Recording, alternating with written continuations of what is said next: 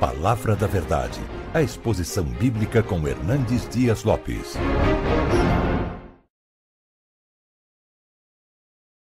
Grande privilégio retornar a esta querida igreja amável, acolhedora, e eu posso ver isso no testemunho dos pastores que vocês têm, e para mim é sempre uma alegria poder vir aqui e partilhar com vocês a palavra de Deus. Esta semana eu tive um problema de voz, eu fiquei afônico, tive que cancelar o compromisso de segunda, de terça, da semana passada.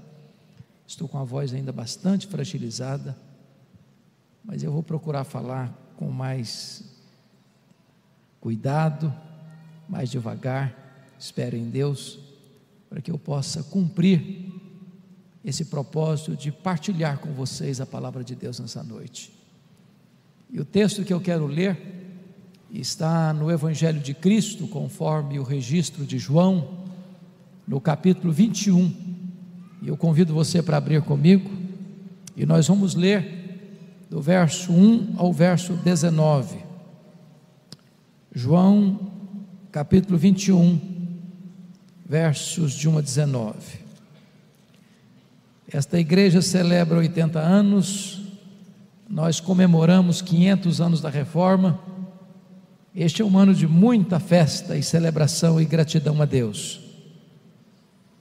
E esse texto tem uma palavra para o nosso coração nesta noite. Então, abra sua Bíblia aí, por favor, e acompanhe a leitura.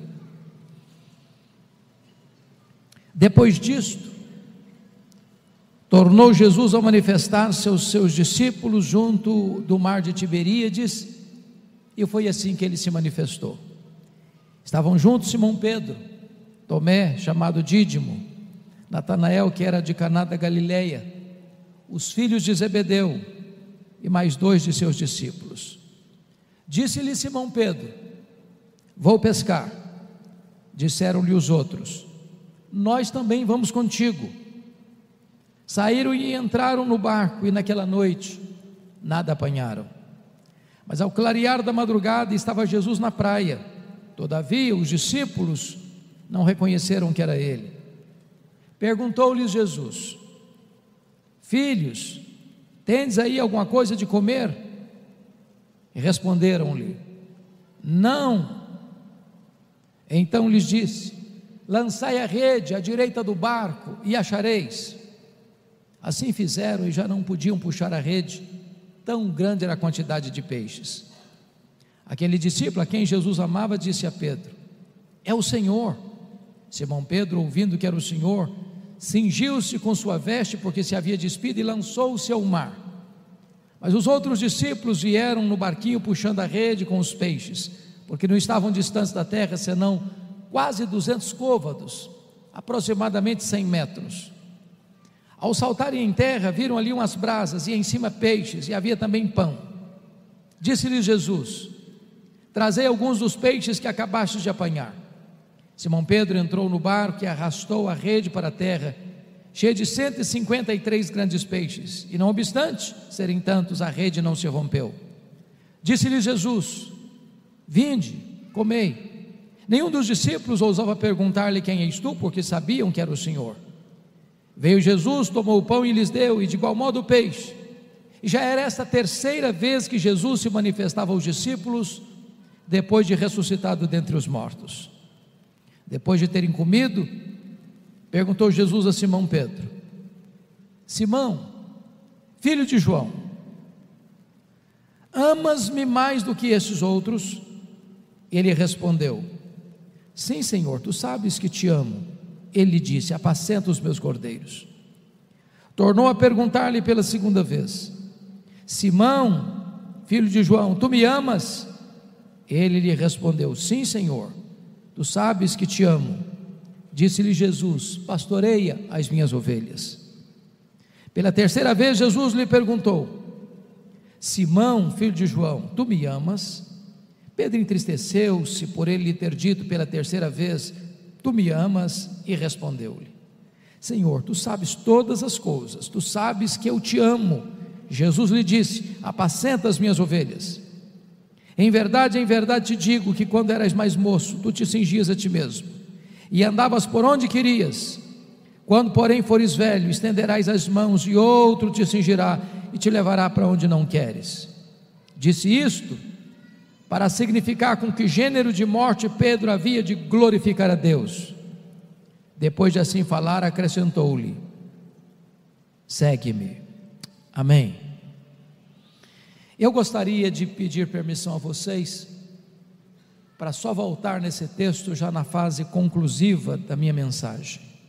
O meu propósito nesta noite é trazer à memória esclarecida de vocês a história do apóstolo Pedro. Quem foi este homem que nasceu em Betsaida, filho de João, irmão de André, casado, empresário de pesca, agora residente em Cafarnaum, quartel-general do ministério de Jesus Cristo? Quem é este homem que foi levado a Cristo pelo seu irmão André e tornou-se um discípulo, mais tarde um apóstolo, e o grande líder deles, tanto antes da sua queda como depois da sua restauração? Quem foi este homem? Este homem é o símbolo da humanidade, é o símbolo da fragilidade humana, da inconstância humana, capaz de fazer viagens rápidas para as alturas excelsas, e na mesma velocidade despencar das alturas, de avançar com determinação resoluta e dar marcha ré com o mesmo ímpeto. Quem é este homem? Este homem capaz da fé mais robusta, a ponto de andar sobre as águas, para em seguida render-se à incredulidade e ser envelopado pela fúria das águas.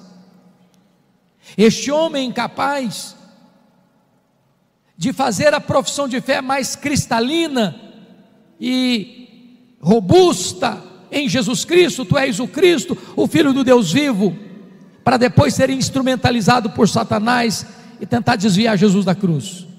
Quem é este homem? Capaz da coragem mais audaciosa: por ti darei minha vida, para em seguida negá-lo covardemente. Quem é este homem? Este homem está entre nós nesta noite. Na verdade, este homem não está apenas entre nós. Pedro mora debaixo da nossa pele. O sangue de Pedro corre em nossas veias. O coração de Pedro bate em nosso peito. Nós temos o DNA de Pedro. Nós somos Pedro. O que Jesus fez na vida dele, Ele pode fazer na sua, na minha, na nossa vida, ainda hoje, nesta noite, porque a obra de Deus está em movimento. Um dos primeiros acontecimentos na vida de Pedro em relação a Jesus dá-se lá em Lucas 5. Diz a Bíblia que Jesus estava ensinando às margens do mar da Galileia. Todos vocês sabem que esse mar é um lago de águas doces, de 21 quilômetros de comprimento, por 14 de largura, encurralado pelas montanhas de Golã do lado oriental, as montanhas da Galileia do lado ocidental, a mais de 200 metros abaixo do nível do mar Mediterrâneo. Jesus estava às margens deste lago ensinando a multidão, quando os pescadores já retornavam do seu trabalho infrutífero naquela noite, já lavavam as suas redes, e Jesus olha e vê 2 barcos ancorados. Um deles era o de Pedro, e Jesus propositadamente entrou no barco de Pedro e disse para ele: afasta o barco, Pedro. E Jesus entra nesse barco, transforma esse barco num púlpito, a água no veículo da sua voz, e dali ele ensina aquela grande multidão. Depois Jesus se dirige a Pedro assim: Pedro, faze-te ao largo e lançai as vossas redes para pescar. Embora o texto é curto, penso que deve ter tido um diálogo mais ou menos assim: ô Senhor, desse negócio aqui entendo eu sou um pescador profissional, eu conheço cada palmo desse lago, aqui é o meu território, o Senhor sabe que é de noite que se pesca, nós já pescamos a noite inteira, não pegamos nada, o mar não está para peixe hoje. Mas de repente acende-lhe um lampejo de fé na alma, e ele responde: mas sob a tua palavra eu lançarei as redes. Quando ele lança as redes, um cardume começa a pular, as redes começam a se romper, aquele barco não consegue reter o produto da pesca milagrosa, o outro barco precisa vir, ambos quase vão a pique, e quando Pedro percebe que não está apenas diante de um dia de sorte, ele larga para lá o barco, ele larga para lá as redes, ele larga para lá os peixes, ele vai na direção de Jesus, se prostra aos pés de Jesus, diz: Senhor, afasta-te de mim, vai embora de mim, eu sou um pecador, eu não mereço estar na tua presença. E Jesus Cristo olhou para ele e diz: não temas, a partir de hoje eu farei de ti um pescador de homens. Naquele momento Pedro foi pescado pela rede da graça de Deus e se transforma num seguidor de Jesus, mais tarde num apóstolo de Jesus. Ele caminha com Jesus, ele escuta Jesus, ele vê os milagres de Jesus, os paralíticos andam, os leprosos são purificados, os cegos veem, os surdos ouvem, os mudos falam, os cativos são libertos, os mortos ressuscitam, o poder de Deus se manifesta na sua vida. Diz a Bíblia que Jesus está agora lá no extremo norte de Israel, lá nas fraldas do Monte Hermon, lá na divisa com o Líbano, lá em Bânias, lá onde nasce o rio Jordão. E Jesus faz uma enquete com os seus discípulos assim: quem dizem os homens ser o Filho do Homem? Em outras palavras, o que é que o povo comenta a meu respeito? E eles responderam: Senhor, uns acham que tu és João Batista, outros dizem que tu és Elias, outros dizem que tu és Jeremias, outros dizem que tu és alguns dos profetas. Em outras palavras, Senhor, o povo não sabe nada a teu respeito, o povo está rendido à mais completa confusão. Ainda assim, hoje acontece. Aí Jesus se volta para eles e pergunta: e vós, quem dizeis que eu sou? E Pedro, que era falante, e Pedro, que era de um temperamento esquentado, e Pedro, que era um líder, e Pedro, que não suportava que ninguém falasse na frente dele, responde pelo grupo: tu és o Cristo, o Filho do Deus vivo. Talvez aguardando um elogio de Jesus. Parabéns, Pedro, você é um homem inteligente, você tem um aguçado discernimento. Mas não foi o que Jesus Cristo disse para ele. Jesus disse: bem-aventurado és, Simão Barjonas, porque não foi carne e sangue quem tu revelaram, mas o meu Pai que está nos céus. Em outras palavras, Jesus está dizendo para Pedro assim: ô Pedro, não pensa você que você sabe quem eu sou, porque você é melhor que os outros, porque você é mais inteligente que os outros, porque você é mais espiritual que os outros, porque você tem mais discernimento que os outros. Ô Pedro, você só sabe quem eu sou porque o Pai me revelou para você, porque se o Pai não tivesse me revelado para você, como povo, você também não saberia quem eu sou. E Jesus diz: e eu também te digo que tu és Pedro, e sobre esta pedra eu edificarei a minha igreja, e as portas do inferno não prevalecerão contra ela. Está aqui em Mateus 16:18, um dos textos mais importantes do cristianismo, de cuja correta interpretação depende o futuro do cristianismo. A grande pergunta é: que pedra é essa sobre a qual a igreja está edificada? Há 3 interpretações na história da igreja. A primeira delas é que Pedro é a pedra. Há uma frase em latim que diz: ubi Petros ibi ecclesia. Onde está Pedro? Aí está a igreja. A segunda interpretação é que a pedra sobre a qual a igreja está edificada é a declaração de fé: tu és o Cristo, o Filho do Deus vivo. A terceira interpretação, penso eu, subscrita por todos nós, se não pelo menos pela maioria de nós, é que o próprio Cristo é a pedra sobre a qual a igreja está edificada. O texto nos leva a essa conclusão. Se não, vejamos. Na língua grega, há uma espécie de trocadilho que não aparece aqui no texto em português. A palavra Pedro é Petros, e Petros é literalmente fragmento de pedra. A palavra pedra é Petra, e Petra é rocha, inabalável. Metáfora essa usada apenas para Deus na Bíblia. Então o que Jesus Cristo está dizendo para ele é o seguinte: eu também te digo que tu és Petros, fragmento de pedra, mas sobre esta Petra, sobre esta rocha inabalável que sou eu edificarei a minha igreja. Mas também o pronome nos ajuda a entender. Qualquer pessoa que tem uma noção mínima da língua portuguesa, ou do inglês, ou do grego, sabe a diferença entre esta e essa. Por exemplo, eu estou com a minha Bíblia na mão, eu digo esta Bíblia. Se eu ponho a minha Bíblia na mesa e me afasto, eu digo essa Bíblia. Se Jesus tivesse a intenção de dizer que Pedro era pedra, ele teria dito assim: eu também te digo que tu és Petros, e sobre essa pedra eu edificarei minha igreja. Mas não foi o que ele disse. Ele disse: eu também te digo que tu és Petros, e sobre esta pedra que sou eu edificarei a minha igreja.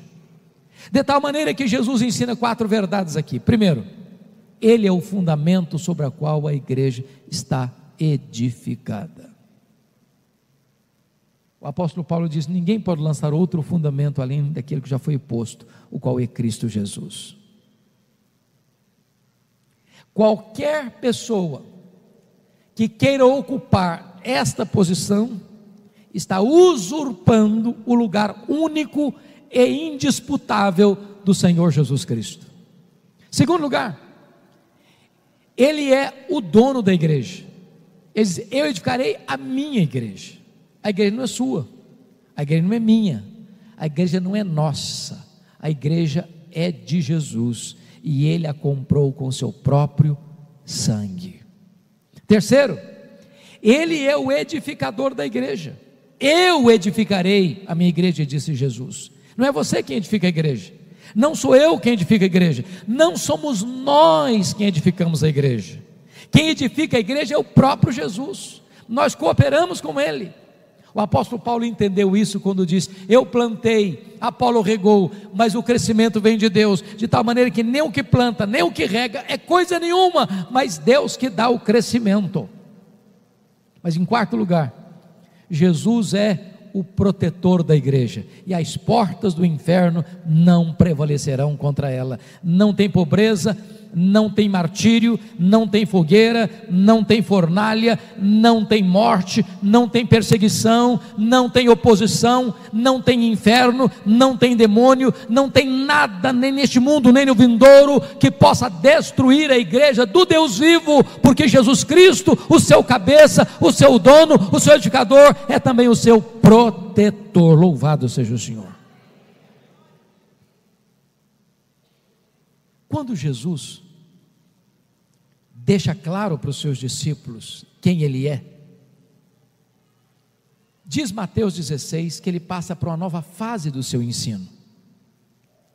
Agora ele começa a mostrar para os seus discípulos que era necessário que ele subisse para Jerusalém, sofresse muitas coisas nas mãos dos anciãos, dos sacerdotes, dos escribas, e fosse morto para ressuscitar ao terceiro dia.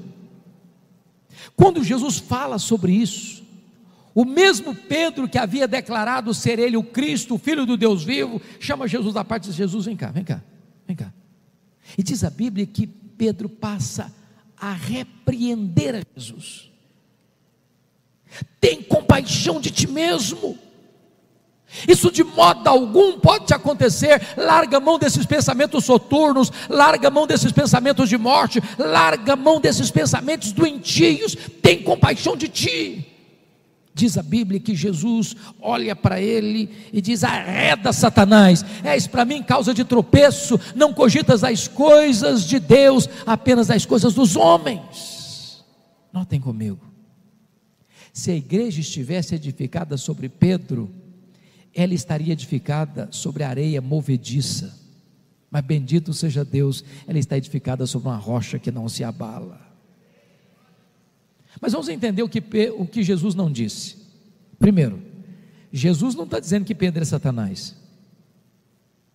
Segundo, Jesus não está dizendo que Pedro está endemoniado. Terceiro, Jesus não está mandando Pedro arredar. Quarto, Jesus está mandando Satanás arredar. Que Satanás? Aquele mesmo que fora derrotado por Jesus lá no deserto, está de volta, com outros estratagemas, com outros métodos, tentando induzir Pedro a ser um instrumento em suas mãos para afastar Jesus do caminho da cruz. Se nós não discernirmos isso, nós vamos dizer: arreda Pedro. Aí o Satanás fica. Não, quem tem que arredar é Satanás. Pedro fica. Pedro é discípulo, Pedro é apóstolo. Em Pedro Jesus vai continuar investindo, porque a despeito dos nossos fracassos, a despeito das nossas quedas, Jesus não desiste de nós. Ele continua investindo na nossa vida. Diz a Bíblia que 6 dias depois, Jesus sobe um alto monte com o propósito de orar e leva consigo Pedro, Tiago e João. A tradição diz que é o Monte Tabor, outros pensam que é o Hermon. Para nós não importa, porque nós não fazemos peregrinação em lugares sagrados. O que importa para nós é que Jesus subiu um monte para orar e orou. E os discípulos que subiram com ele dormiram, porque o que empolga Jesus dá cansaço neles. E diz a Bíblia que Jesus, ao orar, no topo daquela montanha, o seu rosto se transfigurou, brilhou como o sol no seu fulgor, as suas vestes como a luz, e no topo daquela montanha 4 milagres estupendos aconteceram. Primeiro milagre, a transfiguração de Jesus. Segundo milagre, Moisés e Elias apareceram em glória conversando com Jesus sobre a sua partida para Jerusalém. Terceiro milagre, uma nuvem luminosa os envolve. Quarto milagre, de dentro da nuvem uma voz divina dizendo: este é o meu filho, o meu eleito, a ele ouvi. Quando Pedro escutou isso, diz a Bíblia que ele disse assim para Jesus: mestre, bom estarmos aqui. Vamos fazer o seguinte, vamos fazer 3 tendas, uma será tua, outra de Moisés, outra de Elias. Ele pensou que ele estava no controle da situação, mas a Bíblia diz que ele nem sabia o que estava falando. E por que ele não sabia o que estava falando? Porque estava falando uma bobagem.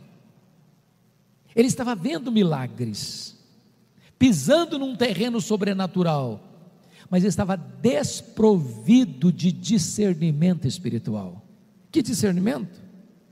A centralidade da pessoa de Jesus.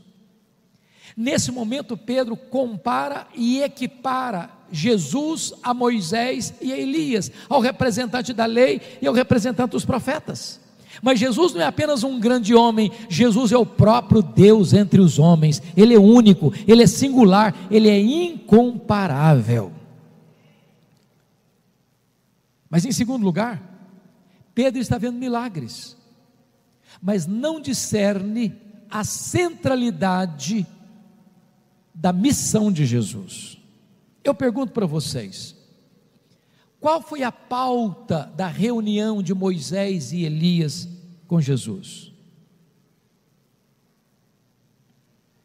Sobre o que conversaram?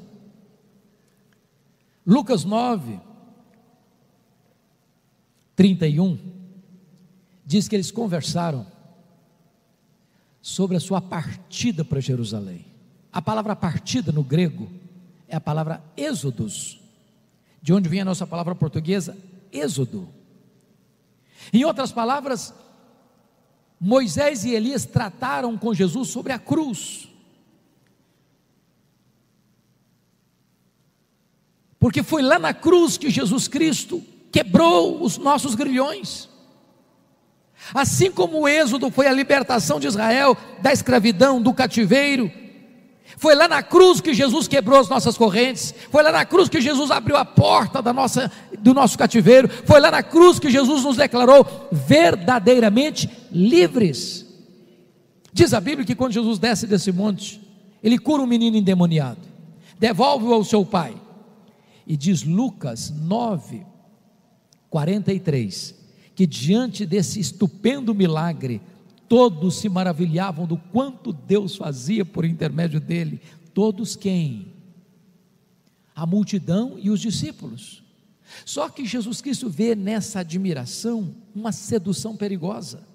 Que sedução? A mesma sedução de João 6, quando Jesus multiplicou pães e peixes, o povo quis fazer de Jesus um rei político, um Messias, apenas para resolver os seus problemas do aqui e do agora. Jesus percebe que essa mesma inclinação está habitando no coração dos seus discípulos também, e quando ele percebe que os discípulos estão envolvidos nessa motivação de fazê-lo apenas um operador de milagres, de fazê-lo apenas um Messias político, apenas um Messias que vem resolver os problemas do aqui e do agora, os problemas terrenos e temporais, diz Lucas 9:44, que Jesus diz para eles assim: fixai nos vossos ouvidos as seguintes palavras: o Filho do Homem vai ser entregue nas mãos dos homens. Sabe o que Jesus está querendo dizer com isso? Não pensem em vocês que eu vou mudar minha agenda, não pensem em vocês que eu vou alterar meu cronograma, não pensem em vocês que eu vou ficar entre vocês apenas para libertar os seus endemoniados, para curar os seus enfermos, para alimentar os seus famintos. Não pensem em vocês que eu vim do céu para fazer apenas isso. Eu vim do céu para ir para a cruz, e é para a cruz que eu estou indo, porque é lá na cruz que eu vou redimir vocês, é lá na cruz que eu vou libertar vocês, é lá na cruz que eu vou adquirir para vocês eterna redenção. Mas Lucas 9:45 diz que os discípulos não entenderam isto, vendo milagres, mas não sabendo quem é Jesus, nem o que ele veio fazer. A partir de Lucas 9:51, diz Lucas que Jesus então começa a caminhar para Jerusalém. Todos podiam ver isso no semblante dele, até que ele chega em Jerusalém. É a festa da Páscoa. A Páscoa era a alegria dos judeus e o terror dos romanos. A cidade quintuplicava a sua população, e Jesus está entrando montado num jumentinho pela porta da montanha do Monte das Oliveiras, e as multidões vão à sua frente cantando, celebrando com palmas, com ramos, dizendo hosanas, Hosana, bendito que venha em nome do Senhor. E ele vai descendo o Monte das Oliveiras, vai atravessando o Vale do Cedron, vai começando a subir as encostas do Monte Moriá. Lá está a entrada da cidade, lá está o templo majestoso, magnífico. E diz Lucas, que quando Jesus começa a entrar, ele começa a chorar. O termo grego é chorar convulsivamente. O povo canta, Jesus chora. Chora porque viu que Jerusalém não aproveitou o tempo da sua visitação. Chora porque aquela cidade matou os profetas de Deus e os que foram enviados. Chora porque Jesus sabe que ele mesmo será morto por aquela cidade. Chora porque vê profeticamente os romanos entrando naquela cidade no ano 70 para arrasar a cidade, para destruir a cidade, para queimar o templo da cidade e para dispersar os judeus para a mais longa diáspora, desde o ano 70 até 14 de maio de 1948. Jesus entra. Mais tarde ele diz para Pedro e para João: vocês vão preparar para mim um lugar para que eu possa comer a Páscoa com vocês. Preparar o cenáculo. Estava tudo pronto, a mesa posta, cordeiro assado, ervas amargas, pão sem fermento. Estavam todos ao redor da mesa. O clima era de tensão. Jesus já estava mergulhado na sombra da cruz. Mas sabe qual foi o papo que rolou entre eles? Quem de nós é o maior? Quem de nós tem mais projeção? Quem de nós vai ocupar uma posição mais exaltada no reino? Quem de nós tem primazia? Jesus está pensando em se sacrificar, eles estão pensando em se promover. Quando Jesus nota o sentimento deles, Jesus se levanta da mesa e os choca, não com palavras, mas com atitudes. Pega uma toalha, se cinge, pega uma bacia e começa a lavar os pés dos discípulos, até que chega em Pedro. Acho que Pedro arregalou os olhos e perguntou para Jesus: tu me lavarás os pés a mim? Aí Jesus olha para ele e diz: Pedro, o que eu faço agora, tu não entendes, entendê-lo-ás depois. Aí o Pedro diz: não, tu nunca vais lavar os meus pés, nunca me lavarás os pés, eu não vou permitir que tu te humilhes a esse ponto, te tornares um escravo, não, os meus pés tu não vais lavar. Aí Jesus olha para ele e diz: Pedro, se eu não te lavar os pés, tu não tens parte comigo. Aí Pedro, que era 8,80, disse: então senhor, já que é assim, o senhor lava os pés, o senhor lava as mãos, o senhor lava a cabeça, o senhor pode até me dar um banho completo. Aí Jesus: não, Pedro, agora você que não está entendendo, todos vocês já estão limpos, exceto um, Judas Iscariotes, só precisa lavar os pés. O que Jesus quis dizer com isso? Ô Pedro, exceto Judas, todos vocês já passaram pelo lavar regenerador do Espírito Santo, e esse fato acontece uma única vez na vida e nunca mais precisa se repetir. Mas quem já passou pelo lavar regenerador do Espírito Santo precisa continuamente ser lavado pelo lavar progressivo da santificação. Ali Jesus falou para eles do céu, da casa do Pai, da segunda vinda, do derramamento do Espírito, da sua paz. Ali Jesus instituiu a ceia, ali Jesus orou por eles, ali Jesus cantou um hino, dali Jesus desceu para o Monte das Oliveiras, para o jardim do Getsêmani. Quando Jesus está descendo, ele se dirige aos seus discípulos assim: nesta noite, todos vós vos escandalizareis comigo, como está escrito: ferirei o pastor, e as ovelhas ficarão dispersas. Aí Jesus encosta em Pedro e diz: Pedro, Satanás vos requereu para peneirardes como trigo, mas eu roguei por ti para que a tua fé não desfaleça. Quando te voltares para mim, fortalece os teus irmãos. Pedro deu uma raspada na garganta e disse: ah, Senhor, eu sei o que está acontecendo, eu sei, o clima está pesado, eu sei que é uma conspiração nos bastidores para te prender à traição e te matar. Eu sei que quando a coisa pegar, os meus colegas aqui não vão aguentar. Mas deixa eu dizer uma coisa para o senhor: eu sou um cara batuta, a corda não rói do meu lado. Deixa eu dizer uma coisa bem clara para o senhor: é que todos te abandonem, eu jamais, por ti darei minha vida. Eu estou pronto a ir contigo para a prisão e para a própria morte. Aí Jesus olha para ele e diz: Pedro, pois em verdade te digo que nesta mesma noite, antes que o galo cante, tu me negarás 3 vezes. Acho que o Pedrão calou, silencioso, atravessou o vale do Cedron, mergulhou nas fraldas do Monte das Oliveiras. Lá tinha uma prensa de azeite, Getsêmani, onde Jesus costumava orar. Jesus entra nesse jardim com seus discípulos.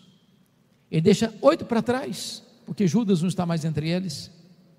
Pega Pedro, Tiago e João, diz: vocês vêm comigo. Quando Jesus ficou só com os 3, Jesus abriu o coração para eles e disse assim: a minha alma está profundamente triste até a morte, ficai comigo, vigiai comigo. Jesus começou a sentir pavor, a alma dele começou a contorcer de dor, e diz a Bíblia que Jesus deixa os 3, avança sozinho para o interior do jardim. Ele que é o Rei da glória, o Criador do universo, o Senhor dos senhores, o Deus eterno e bendito, prostra com o rosto no chão. E diz Hebreus 5,7, que ele oferece forte clamor e lágrimas àquele que podia livrá-lo da morte, e ele ora, e ele chora, e ele ora, e ele chora, e ele ora, e ele chora, e diz: Pai, se possível, passe de mim este cálice, sem que eu beba, mas se não, seja feita a tua vontade. A grande pergunta é: que cálice era esse, que trouxe tanto pavor a Jesus? Será que era certeza que seus discípulos o abandonariam naquela noite? Será que era a convicção de que ele teria cuspido e esbordoado no sinédrio judaico naquela noite? Será que era a certeza de que Pedro covardemente o negaria naquela noite? Será que era a convicção de que ele seria levado ao pretório romano e o governador Pôncio Pilatos, mesmo contra a sua consciência, o condenaria à morte, morte de cruz? Será que era a certeza de que ele caminharia pelas ruas de Jerusalém, debaixo de apupos e vaias de uma multidão ensandecida? Será que era a certeza que ele seria esticado naquele leito vertical da morte, suspenso entre a terra e os céus, 6 horas de sede, de cãibras e de dores terríveis? E a resposta é 1000 vezes não. Que cálice era esse? Esse cálice era a santa ira de Deus contra o seu pecado, contra o meu pecado, contra o nosso pecado. Esse cálice era a consciência de que, sendo ele o amado do Pai, gritaria da cruz: Deus meu, por que me desamparaste? E Deus precisa virar o rosto dele, sem ampará-lo. O sol escondeu o rosto dele.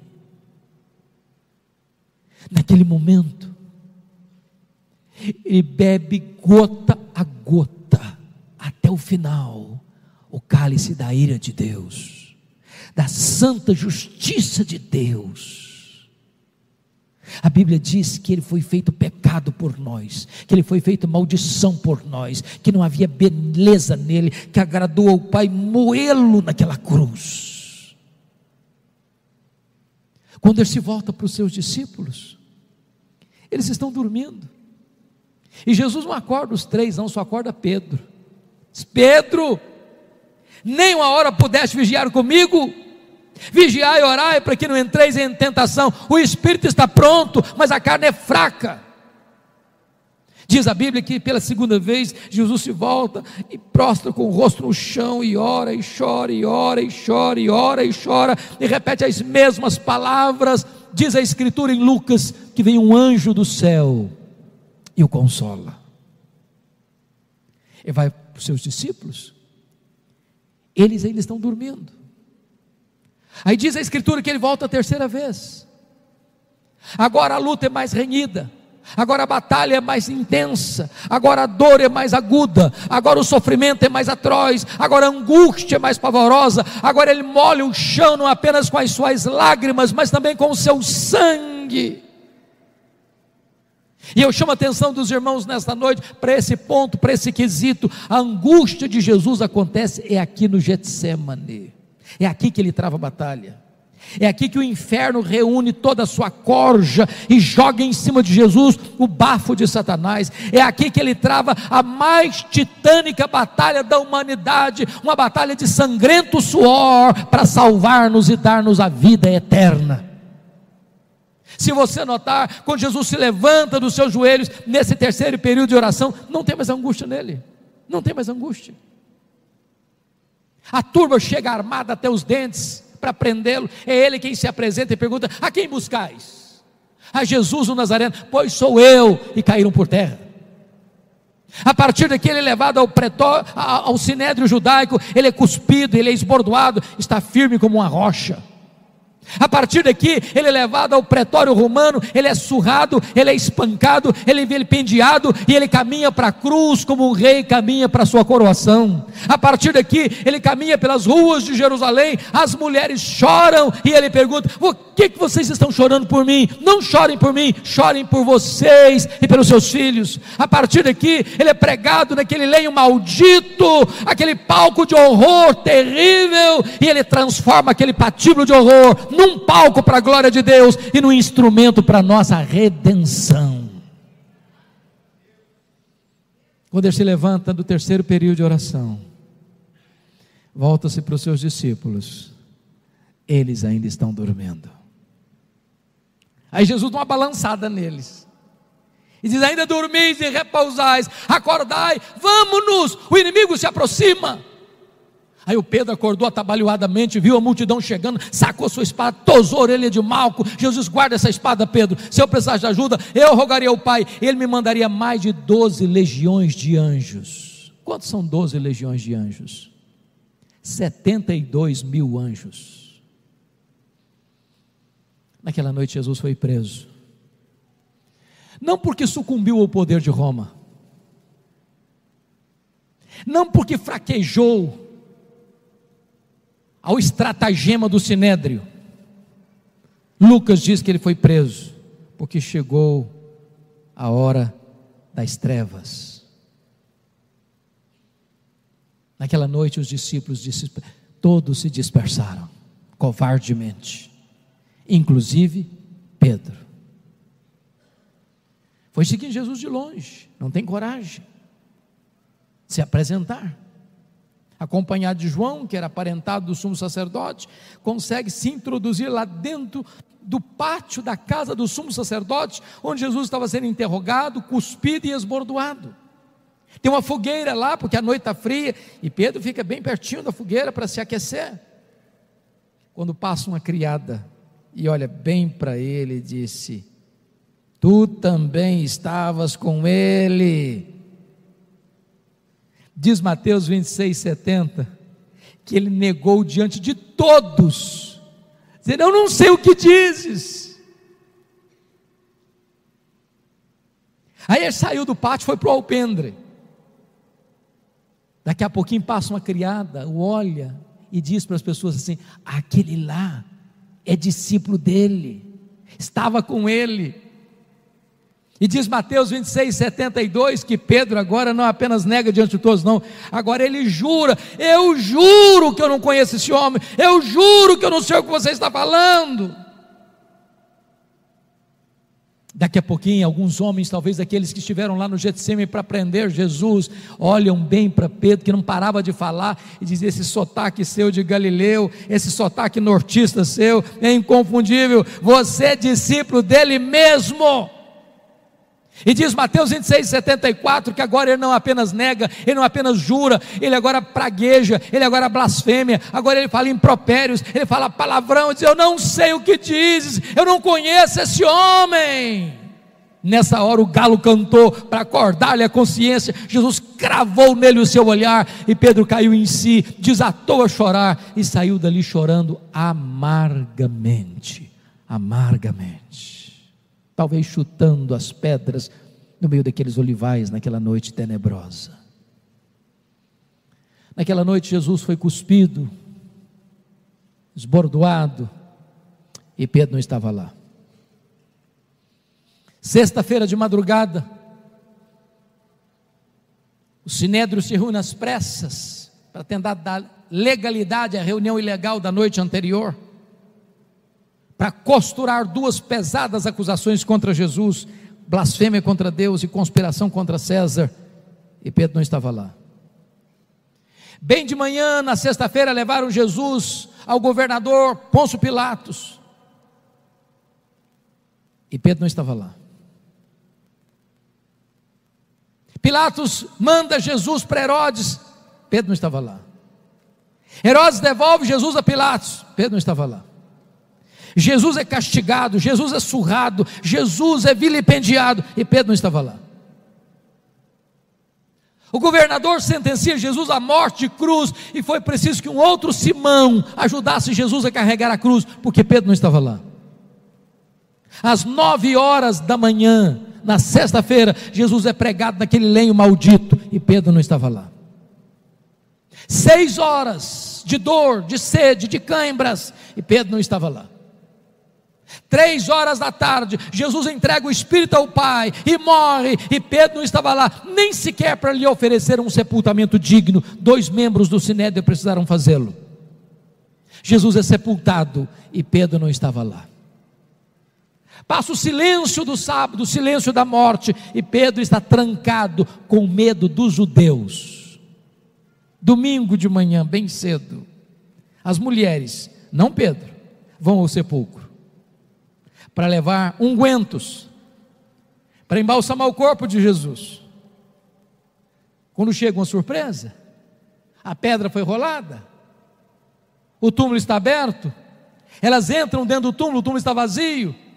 Elas saem do túmulo, um anjo assentado em cima da pedra pergunta para elas: mas o que é que vocês vieram fazer aqui? Procurar entre os mortos aquele que está vivo. Ele não está mais aqui não, ele ressuscitou. E tem um recado aqui: ide, dizei aos seus discípulos e a Pedro que ele irá diante de vós para Galiléia, lá o vereis, como ele vos disse. Como assim? Pedro não era discípulo?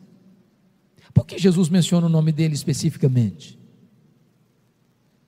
Porque a essas alturas Jesus sabia que Pedro não se sentia mais discípulo. Pedro, Petros, fragmento de pedra, coisa nenhuma, é apenas pó. Apenas pó. Negou seu nome, negou sua fé, negou seu apostolado, negou o seu Senhor. Pedro desistiu de Jesus, mas Jesus não desistiu de Pedro. Eu quero dizer para você nesta noite que, a despeito dos seus fracassos, das suas quedas, dos seus deslizes, Jesus não abre mão de você, Jesus não desiste de você, Jesus não abre mão da sua vida. E eu fico imaginando como é que foi aquela caminhada de Pedro de Jerusalém a Galileia, mais de 100 quilômetros a pé. Eu acho que cada passada de Pedro era uma fisgada na alma, era uma martelada na consciência. Eu acho que foi todo o trecho pensando assim: quando Jesus encontrar comigo, ele vai me arrebentar todinho, ele vai me quebrar pelo meio, ele vai dizer que eu sou um fracasso, que eu sou um covarde, que eu sou um medroso, que eu sou um desertor, que eu sou um fracassado. E eu sou mesmo. Quando ele chega na Galileia, Jesus não está lá. Nota de rodapé, preste atenção nisso.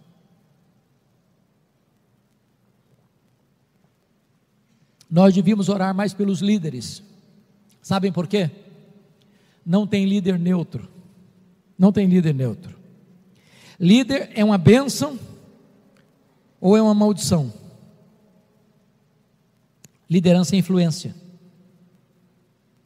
Porque Pedro era um líder. Ele disse para os seus colegas assim: eu vou pescar. Os outros disseram: pois também nós vamos contigo. Mas o que significa eu vou pescar? Estou cansado? Estressado? Precisamos fazer uma higiene mental? Preciso ganhar um dinheirinho extra? Não, absolutamente não. Quando Pedro disse eu vou pescar, está dizendo o seguinte: acabou para mim, fim de linha para mim. Estou abandonando meu ministério, estou retrocedendo, estou dando marcha ré. Não tem mais sonho, não tem mais projeto de ser discípulo, de ser apóstolo. Acabou meu sonho, acabou meu projeto. Eu vou voltar para as redes, eu vou voltar para o passado, eu vou voltar para a minha vida anterior. Acabou meu projeto de vida, não tem mais futuro, eu só tenho passado daqui para frente. Naquela noite, eles nada apanharam, nem um lambari, que quando o homem se afasta de Deus, nem pescar consegue mais. Estão voltando de madrugada, o dia está quase amanhecendo, redes vazias, coração frustrado, nem um peixe sequer. Eles estão a 100 metros da praia. De repente eles olham lá do barco, vem alguém andando, está na praia, eles não sabem quem é. E esse personagem se dirige a eles lá no barco assim: covardes. Foi isso? Não. Filhos. Filhos. Filhos. Para um bando de covardes, de medrosos, de desertores. Filhos. É a graça. Nesta única palavra tem mais de uma tonelada de graça, a despeito das nossas quedas, dos nossos deslizes, dos nossos fracassos. Ele olha para você e para mim e diz: filhos, filhos, tendes aí alguma coisa de comer? É claro que ele não precisava de ser informado, é claro que ele sabia o que estava acontecendo. Ele não faz essa pergunta para buscar uma informação para ele faz essa pergunta para acordar a consciência daqueles homens. Responderam: não. Ele diz: lançai a rede à direita do barco e achareis. Aquele a quem servimos e adoramos nesta noite conhece as profundezas do mar e domina sobre os peixes do mar. Quando eles lançam a rede à direita do barco, 153 grandes peixes começam a pular nas redes. A rede não se rompe porque talvez era emprestada e Jesus não queria que eles tivessem prejuízo. João, que tinha uma percepção mais aguçada, chegou bem pertinho de Pedro e disse: Pedro, é o Senhor. Pedro, ele está aqui, Pedro, ele chegou, Pedro. E mais uma vez Pedro larga para lá o barco, larga para lá as redes, larga para lá os peixes, nada 100 metros, ele está com o coração acelerado. Ele diz: e agora ele vai me quebrar, ele vai me humilhar, ele vai botar o dedo no meu nariz, vai dizer que eu sou um fracasso. E ele chega na praia e toma um susto. Ele vê um braseiro com pão e com peixe. Por que aquele braseiro está ali? Só há 2 lugares no Novo Testamento onde aparece a palavra braseiro. Foi onde Pedro negou Jesus e onde Pedro foi restaurado por Jesus. Aquele braseiro foi plantado ali por Jesus com um propósito. É como se Jesus estivesse dizendo para ele: ô Pedro, eu coloquei esse braseiro aqui, Pedro, para ensinar a você uma grande verdade, que na mesma geografia que você caiu, eu vou levantar você. Na mesma geografia que você me negou, você vai me confessar. Na mesma geografia que você foi um fracasso, eu quero que você se levante e seja restaurado, Pedro, porque Pedro, a minha graça é maior do que o seu pecado. Depois que Jesus os aqueceu e os alimentou, diz a Bíblia que Jesus se dirige a Pedro nesses termos: Simão, filho de João, tu me amas mais do que estes outros? Ué, Jesus, eu não estou te entendendo. Não basta te amar igual aos outros? Tem que amar mais do que os outros? Por que Jesus fez essa pergunta para ele? Porque lá atrás Pedro havia dito assim para Jesus: Senhor, em que todos te abandonem, eu jamais. Sabe o que Pedro tinha dito para Jesus lá atrás? Jesus, eu te amo mais do que os outros, eu sou mais crente do que os outros, eu sou mais espiritual do que os outros, eu sou mais fiel do que os outros, eu sou mais comprometido do que os outros. O que Jesus está perguntando para Pedro é o seguinte: Pedro, você ainda pensa a mesma coisa a seu respeito? Você ainda tem o mesmo padrão elevado a seu respeito? Você ainda acha que de fato você é melhor do que os outros? Você ainda acha que você é mais fiel do que os outros? Você ainda mantém a mesma ideia a seu respeito, Pedro?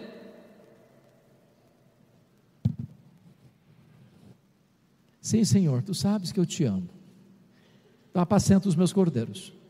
Aí Jesus pergunta a segunda vez: Simão, filho de João, tu me amas? Agora não pergunta se ama mais, não, só pergunta se ama. Sim, Senhor, tu sabes que eu te amo, então pastoreia as minhas ovelhas. Aí Jesus pergunta a terceira vez: Simão, filho de João, tu me amas? Ficou triste. Terceira vez, Jesus: ah, Senhor, tu sabes todas as coisas, tu sabes que eu te amo, então apacenta as minhas ovelhas. Por que Jesus Cristo perguntou 3 vezes para ele? Claro, porque 3 vezes Pedro havia negado.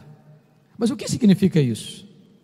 Significa o seguinte: ô Pedro, eu estou lhe perguntando 3 vezes, para você entender, Pedro, que para cada queda que você teve, tem uma graça suficiente para levantar você. Você pecou a primeira vez, Pedro? Pois a graça é suficiente para levantar você, Pedro. Você me negou a segunda vez, Pedro?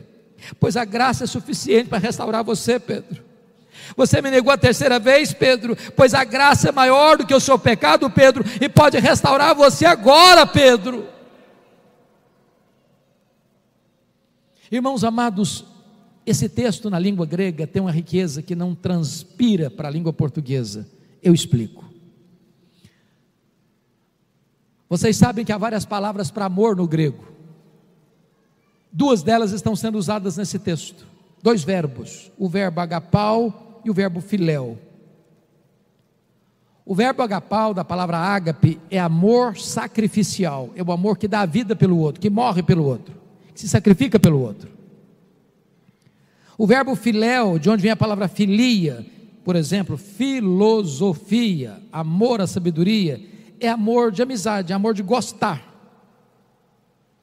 Quando Jesus pergunta a Pedro a primeira vez, tu me amas? Ele usa o verbo agapau e pergunta assim: Petros, agapas-me? Tu me amas com amor ágape? Tu me amas a ponto de morreres por mim? Tu me amas a ponto de dares tua vida por mim? Pedro não responde essa pergunta. O que ele responde para Jesus é o seguinte: ah, Senhor, amor ágape eu não tenho. Eu não tenho coragem de morrer por ti, eu não estou pronto para dar minha vida por ti, eu apenas gosto de ti. E respondeu: Filose, eu gosto de ti com amor filéu, eu só gosto de ti, Filose. Aí Jesus pergunta a segunda vez, com o mesmo verbo agapau, do mesmo jeito: Petros, agapas-me? Tu me amas com amor ágape? Tu me amas a ponto de dares tua vida por mim, de morreres por mim? Pedro responde do mesmo jeito: ah, Senhor, amor ágape eu não tenho. Eu não estou pronto a dar minha vida por ti, eu não estou pronto para morrer por ti, eu gosto de ti, Filose. Por que Pedro se entristeceu da terceira vez? Porque Jesus mudou a pergunta. Jesus usou o mesmo verbo na terceira pergunta que Pedro usara nas 2 respostas anteriores, o verbo filéu. Então Jesus pergunta para Pedro assim: Petros, fileis-me? Pelo menos tu gostas de mim? E Pedro respondeu do mesmo jeito das 2 anteriores: Filose, Filose, eu gosto do Senhor. Então, apacenta os meus cordeiros. Lição aprendida aqui: quando Pedro, confiando em si, disse para Jesus que estava pronto a dar sua vida por ele, Pedro negou Jesus. Mas quando Pedro humildemente reconheceu que ele não tinha poder nele mesmo para morrer por Jesus, aí Jesus o capacitou a dar a sua vida por ele. Notem vocês que Jesus não está apenas restaurando a vida de Pedro, Jesus está restaurando também o ministério de Pedro. E eu me dirijo aos pastores colegas aqui presentes. Pensem comigo, colegas, se nós estivéssemos numa reunião de liderança para restaurar o pastorado de Pedro, o que é que nós faríamos? Talvez dissesse ao senhor: Pedro, 1 ano de banco, meu filho, 1 ano, você vai aprender. Ou dissesse ao Pedro: vou te dar 10 livros de teologia para você ler, fazer um resumo e nos entregar uma resenha. Ou talvez dissesse ao Pedro: nós vamos enviar você para um psicólogo cristão, você está com as emoções muito bagunçadas, muito vulneráveis, para você fazer um tratamento psicológico, para você melhorar o seu performance emocional. Jesus não fez nada disso. Tu me amas? Tu me amas? Se você ama Jesus, o pastor das ovelhas, você está habilitado a apacentar e a pastorear as ovelhas de Jesus.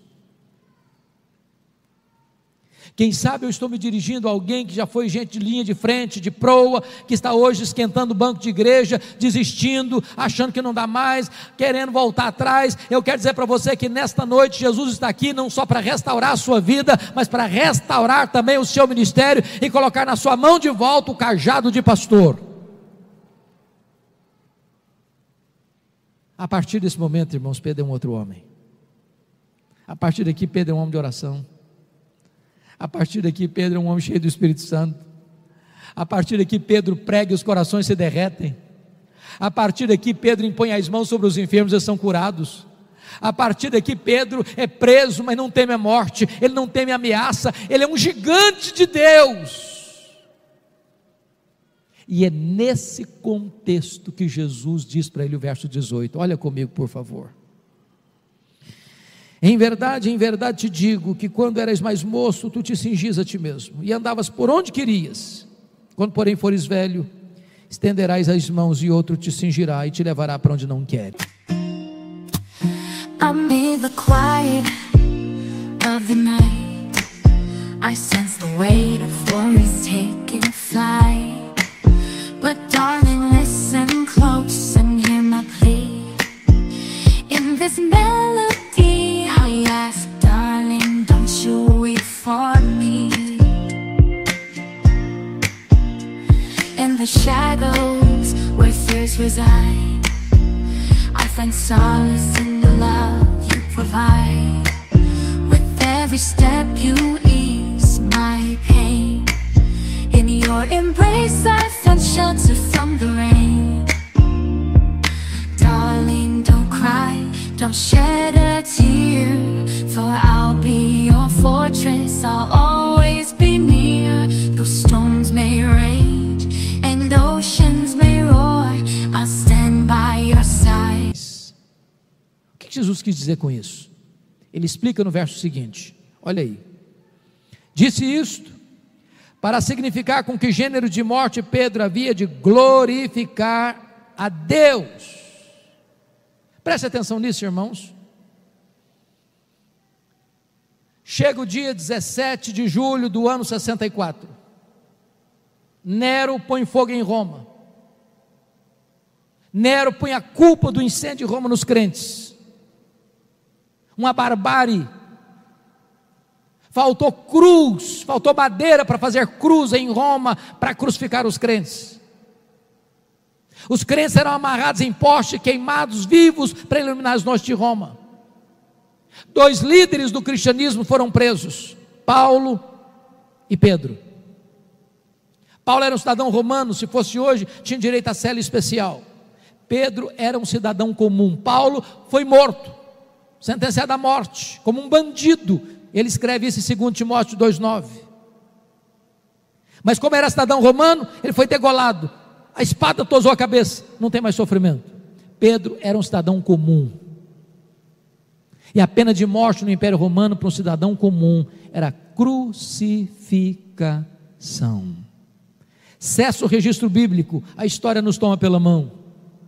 E dizem os historiadores que quando Pedro foi levado para ser executado e crucificado, ele disse para os seus executores: crucifiquem-me, crucifiquem-me, mas eu não sou digno de morrer como meu Senhor, crucifiquem-me de cabeça para baixo. E com esse gênero de morte, ele glorificou a Deus. Mas sabe o que me impressiona no texto? É que foi depois que Jesus explicou para ele que na velhice ele morreria crucificado, ele seria cingido, é que Jesus disse para ele: segue-me, segue-me. Não é segue-me para o sucesso, não é segue-me para a riqueza, não é segue-me para os aplausos do mundo, não é segue-me para as glórias desse século, segue-me para a cruz, segue-me para a morte, segue-me para o sacrifício, segue-me para o martírio, porque o que importa para um crente não é como ele morre, mas é como ele ressuscita. Mas a grande pergunta, e eu termino aqui: o que é que Pedro sentiu no corredor da morte? Você e eu assistimos há alguns anos países que aplicam pena capital, inclusive um brasileiro, no corredor da morte, e que foi morto. A angústia, o pavor, o desespero da família, da pessoa, que numa contagem regressiva vê chegar a hora da sua execução. E Pedro, o que ele sentiu? Pois Pedro vai contar para nós o que ele sentiu antes de morrer. Vamos conferir isso? Abra sua Bíblia aí, por favor. Segunda carta de Pedro, capítulo 1.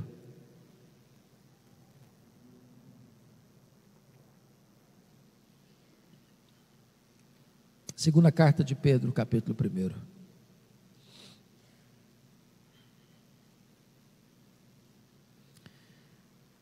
Notem comigo, versículos 14 e 15. Se você notar, a mesma reação que Paulo teve antes de morrer, Pedro teve também. Paulo tinha certeza da sua morte, ele diz: já estou sendo oferecido por libação e o tempo da minha partida é chegado. Olha o que Pedro escreve, versículo 14: certo de que estou prestes a deixar o meu tabernáculo, ou seja, estou prestes a morrer, como efetivamente nosso Senhor Jesus Cristo me revelou, ou seja, João 21, 18 e 19. A morte dele, de Pedro, crucificado, foi profetizada por Jesus, revelada por Jesus. Mas olha o verso 15: mas de minha parte, estou pensando em me aposentar. É isso que está escrito aí? Não. Mas de minha parte, estou pensando em fazer um levante contra Nero, para dizer que eu sou inocente, Nero, que eu incendiário de Roma. Foi isso que está escrito aí? Também não. Mas de minha parte, estou pensando em fazer uma grande campanha na igreja, para provar que eu não tenho culpa. É isso que está escrito aí? Também não. Mas de minha parte, esforçar-me-ei diligentemente, por fazer que a todo tempo, mesmo depois da minha partida, ou seja, mesmo depois do meu êxodo, mesmo depois da minha morte, conserveis lembrança de tudo. Sabe o que ele está dizendo? Roma vai me matar, mas Roma não vai acabar com o meu ministério. Roma vai me matar, mas Roma não vai matar a palavra que eu prego. A palavra de Deus não pode ser assassinada. O pregador tomba, a palavra continua. O que é importante não é o obreiro, o que é importante é a obra. O que é importante não é o pregador, o que é importante é a pregação. O que é importante não é o evangelista, o que é importante é o evangelho. O evangelista passa, o evangelista morre, o evangelho continua. A palavra de Deus é viva, a palavra de Deus é poderosa, a palavra de Deus não pode ser silenciada, a palavra de Deus prevalecerá. Os obreiros tombam, a palavra de Deus avança. Bendito seja Deus.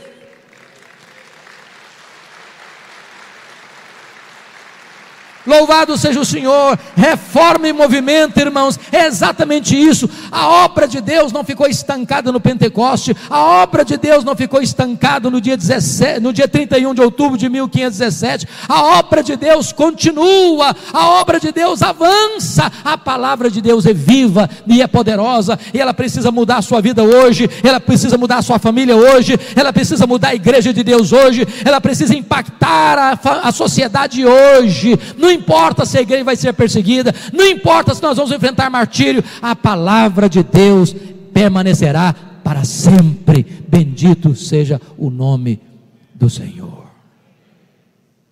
Que Deus nos ajude a andar por essas pegadas. Se os nossos pés se resvalarem, o Deus de toda graça nos estende a mão e nos levanta e nos restaura. Que Deus nos ajude, irmãos, a sermos fiéis. A sermos fiéis. Porque se nós vivemos, para o Senhor nós vivemos. Mas se nós morrermos, para o Senhor nós morremos. Quer vivamos, quer morramos, nós somos do Senhor.